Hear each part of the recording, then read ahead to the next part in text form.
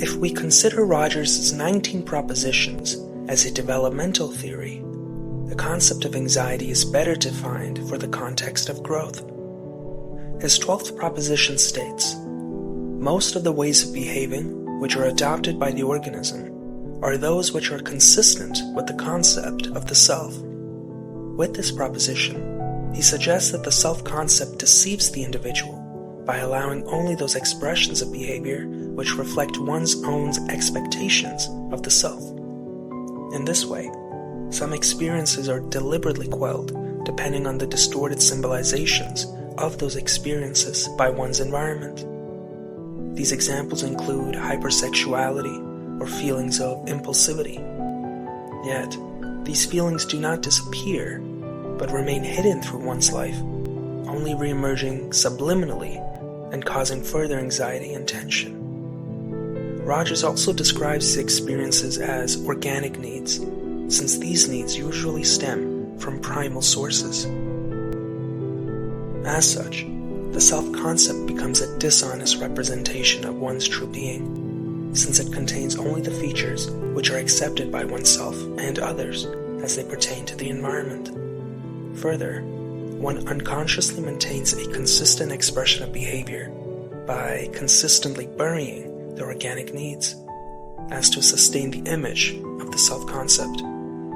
This process is not just for others, but also for oneself, since our self-concept holds a higher value than our organic self. Furthermore, Rogers suggests that this phenomenon occurs unconsciously, and that natural conflict between our organic needs and the self-concept drives most of our neurosis. In this way, Rogers defines neurosis as the tendency of the individual in satisfying organic needs, but through specific vessels without having to compromise the self-concept. But how does this appear in daily life? Well, to build on Rogers' example, people who view themselves as conscientious may compromise their organic needs in sustaining their self-concept. They may wake up some hours before work to shower, or to iron their clothes or go for a walk, even at the expense of sleep deprivation. Rogers would consider this a neurotic behavior, as it creates conflict between the organic self and the self-concept.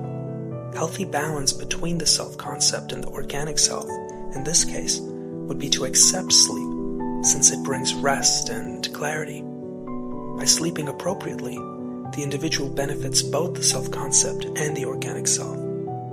Now, it's inappropriate to suggest that any neurotic behavior is unfair. After all, showering and ironing our clothes can be viewed as good habits. Yet, Rogers highlights that even these habits are symbolic distortions that are described as good habits by one's environment. With this, he simply urges for the awareness of the conflict between any organic need and the self-concept, as it allows for greater clarity towards neurotic behaviors and deceitful expressions of behavior.